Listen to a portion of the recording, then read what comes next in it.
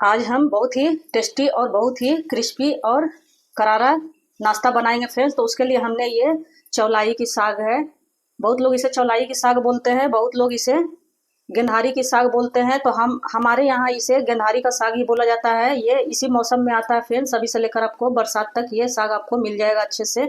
तो ये इसका भाजी जो है बहुत ही बढ़िया और बहुत ही लाजवाब बनकर तैयार होगा।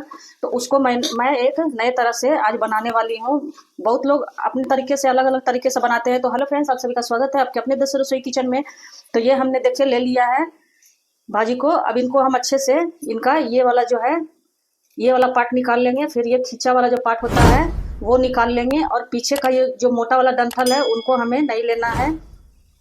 मतलब जो खींचा खींचा वाला पार्ट है उसे हमें इस तरह से तोड़कर और इनको ले लेना है। इस तरह से आपको पता चल जाएगा कि कहाँ तक आपका खींचा भाग है। ये देखो, ये हमारा ये वाला जो है ये हार्ड वाला पार्ट है और ये खींचा वाला है। तो इसी तरह से इनको हम तोड़ तोड़ कर सभी भाजी को रख लेंगे। हमने देखिए इसको अच्छे से छोटे छोटे पीसेस में, मतलब ज़्यादा छोटे छोटे नहीं, मतलब हार्ड वाला पार्ट हमने निकाल के अच्छे से इनको तोड़कर और 6-7-8 पानी से जब तक कि अच्छे से वॉश ना हो जाए तब तक हमने इनको अच्छे से वॉश कर लिया। इनका मिट्टी वगैरह जो है वो निकल गया है। तो अब इनको हम थोड़ा थोड़ा इस तरह से लेंगे, या इस तरह से ले सकते हो, जैसे आपको सुविधा हो उस तरह से हमें इन्हें थोड़ा बारीक बारीक चॉप करना है।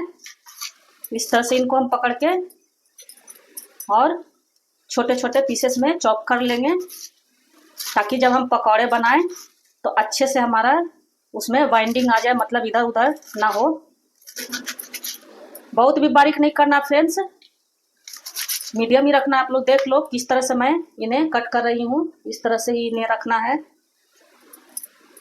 ये बहुत ही टेस्टी, बहुत ही लाजवाब बनकर तैयार होता है फ्रेंड्स। आप लोग इस साग को क्या बोलते हो? हम लोग तो इसे गेंधारी का साग ही बोलते हैं। बहुत शहर में, बहुत स्टेट में इसे अलग अलग तरह से इनको बोलते हैं। तो आप क्या बोलते हो कमेंट में जरूर से लिखना। तो इस तरह से हम इनको कट करके एक बॉल में रखते जाएंगे। तो सभी को हम इसी तरह से कट कर लेंगे फ्रेंड्स। आप इसका भाजी किस तरह से बनाते हो वो भी जरूर से कमेंट में लिखना। तो इस तरह से अगर आप बनाओगे तो बच्चे बड़े सभी को भी पसंद आएंगे। आप इसे चाहो तो दाल चावल के साथ गर्मा गर्म सर्व कर सकते हो, या फिर स्नैक्स के रूप में भी आप चाय के साथ खा सकते हो। तो ये पकौड़े बहुत ही टेस्टी, बहुत ही लाजवाब बनकर तैयार होते हैं फ्रेंड्स। और मैं जो एक बनाने वाली हूँ अलग तरीके से, वो मैं आगे आपको वीडियो में बताऊंगी। तो आप लोग वीडियो में बने रहिएगा फ्रेंड्स। क्या आपने उस तरह से कभी बनाया है? तो देखिए इस तरह से हम सभी साग को अपने कट कर लेंगे। तो देखिए हमने सभी साग को कट कर लिया है।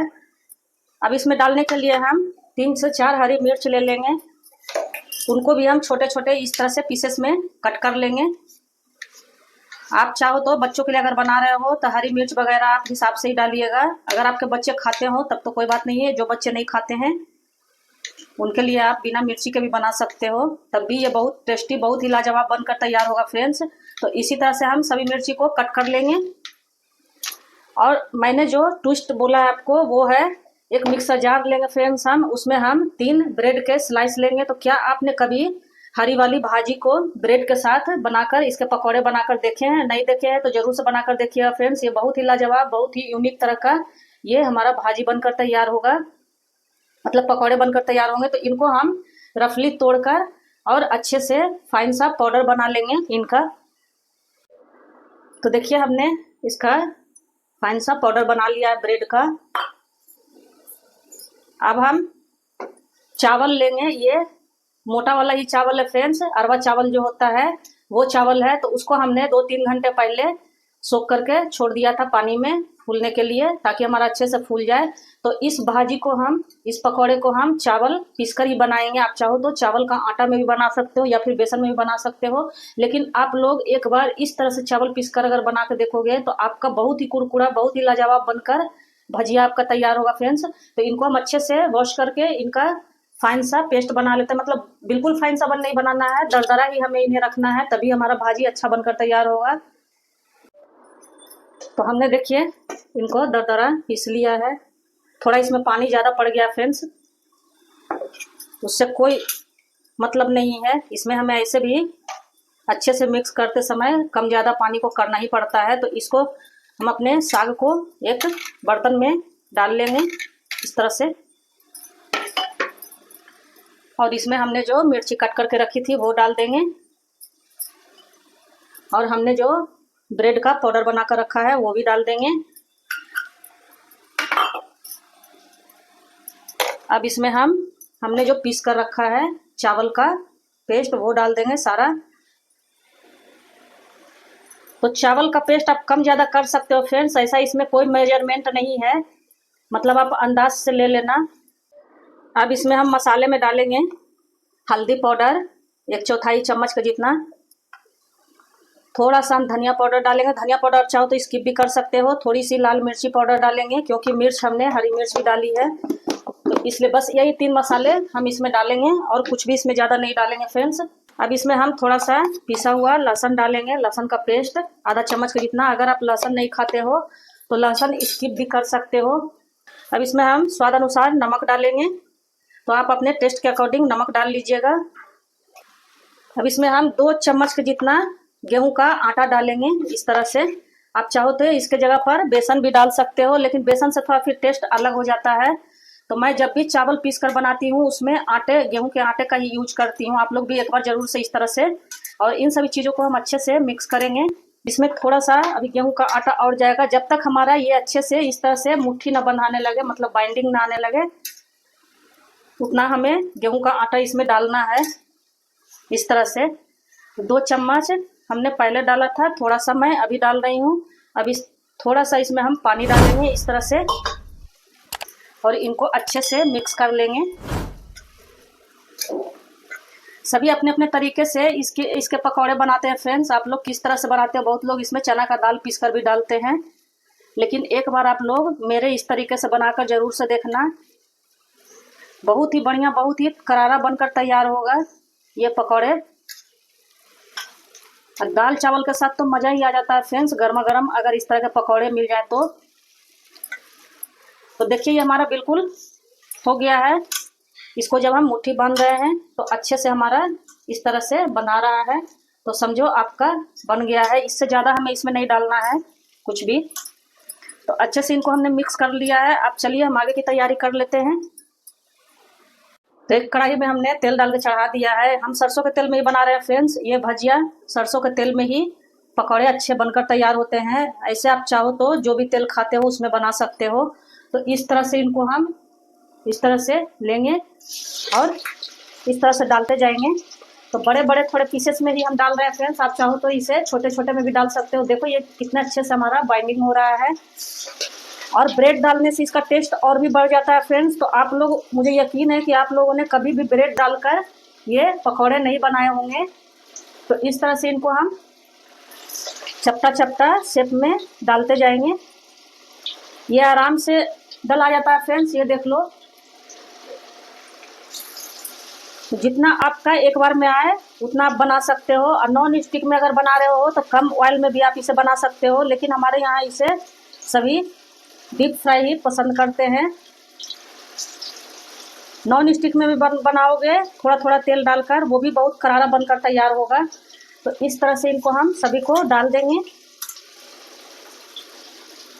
देख लो इस तरह से लेंगे हाथ में, इस तरह से इनको चपटा करेंगे और डाल देंगे। आप चाहो तो छोटे छोटे इनके पकौड़े भी तल सकते हो। तो अभी तक आपने मेरे वीडियो को लाइक नहीं किया फ्रेंड्स तो लाइक कर दीजिए, सब्सक्राइब नहीं किया तो सब्सक्राइब भी कर दीजिए। आपका एक लाइक एक सब्सक्राइब हमें आगे ले जाता है फ्रेंड्स। तो आप लोग लाइक और सब्सक्राइब कर सकते हो। जिन्होंने सब्सक्राइब कर रखा है उनका बहुत बहुत धन्यवाद। तो इस तरह से देखिए हमारे जितने आए उतने हमने पकौड़े को डाल दिया है। अब इनको अच्छा से हम मीडियम गैस पे फ्राई करेंगे। थोड़ा हल्का कलर चेंज हो जाए उसके बाद ही इनको हम पलटी करेंगे फ्रेंड्स। तो देखिए इनका कलर चेंज हो गया है, अंदर नीचे से अच्छे से पक गए हैं। तो इस तरह से जो किनारे वाले हैं उनको भी हम इस तरह से बीच में करके उनको भी अच्छे से पका लेंगे, ताकि हमारे सभी पकौड़े एक तरह से हो जाए। अब इनको हम पलट लेते हैं फ्रेंड्स। देख लो कितना बढ़िया हमारा पकौड़ा देखने में लग रहा है, और खाने में तो मज़ा ही आ जाता है फ्रेंड्स।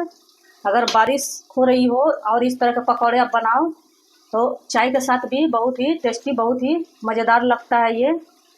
जो बच्चे साग वगैरह नहीं खाते हैं उनको इस तरह से अगर पकौड़े तलकर आप दोगे तो वो भी बड़े चाव से खा लेंगे। तो आप लोग कमेंट जरूर से करना फ्रेंड्स, मेरा ये बनाया हुआ चौलाई के साग का पकौड़ा कैसा लगा। हम तो हमारे यहाँ बिहार में इसे गेनहारी का साग ही बोलते हैं, मतलब हमारे भाषा में। ये बहुत ही हेल्दी, बहुत ही टेस्टी होता है फ्रेंड्स। ये साग बहुत ही हेल्दी होता है, इसमें बहुत सारे गुण हैं। तो इस तरह से इनको हम अलटते पलटते हुए पकौड़ों को दोनों तरफ से क्रिस्पी करारा कर लेंगे। और ये लंबे समय तक करारा रहता है फ्रेंड्स, जल्दी से ये मतलब सॉफ्ट जल्दी से नहीं होता है, क्योंकि हमने इसमें चावल पीस के डाला है। तो आटा की बजाय, चावल के आटा की बजाय आप लोग भी एक बार चावल को फुलाकर उसको पीसकर डालकर बनाना। बहुत ही अलग तरह का, बहुत ही अलग टेस्ट इसमें आएगा फ्रेंड्स। और ब्रेड तो ज़रूर से ही उसमें डालना, 2-3 जितनी मर्जी आपको हो, मतलब बिल्कुल भी आपको पता नहीं चलेगा कि इसमें हमने ब्रेड डाला है। इस तरह से सभी पकौड़ों को हम अच्छे से पलटते पलटते हुए करारा कर लेंगे। देखो मैं नज़दीक से भी इन्हें दिखा रही हूँ, कितना बढ़िया हमारा देखने में लग रहा है पकौड़ा।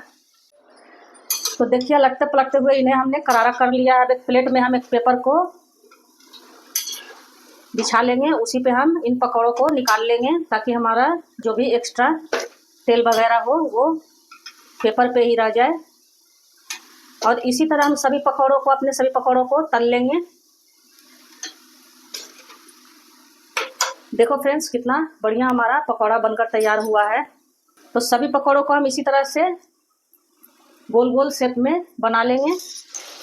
और जब आपको बनाना हो तभी इसमें आप नमक डालना, पहले से नमक डालकर नहीं रखना, क्योंकि भाजी जो है हमारा साग वो पानी रिलीज करता है। तो नमक डालने के बाद वो और भी उसमें मॉइस्चर आ जाएगा। तो इसीलिए नमक बनाने के पहले ही आप डालना, मतलब सारी सामग्री इसमें अच्छे से डालकर मिक्स कर सकते हो। जब बनाने का हो उस टाइम पे आप नमक इसमें डाल देना। तो सभी पकौड़ों को हम पहले पकौड़ों की तरह ही तल लेते हैं।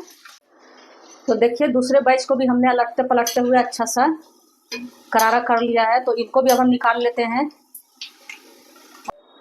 तो देखिए हमने इसे एक प्लेट में सर्व कर लिया। इसे आप चाहो तो सॉस के साथ भी खा सकते हो फ्रेंड्स, ऐसे पकौड़े के तौर पे, और नहीं तो दाल चावल के साथ। तो ये बहुत ही बढ़िया, बहुत ही लाजवाब बनकर तैयार हुआ फ्रेंड्स। तो देख लो कितना कुरकुरा ये हमारा बनकर तैयार हुआ है, देख लो कितना करारा। तो आप लोग भी एक बार इस तरह से ज़रूर से ट्राई करना फ्रेंड्स, चौलाई के साग का, गेनहारी के साग का पकौड़ा। तो आप लोग भी जरूर से ट्राई करना, और पसंद आए तो वीडियो को लाइक, सब्सक्राइब और शेयर जरूर से करना। धन्यवाद।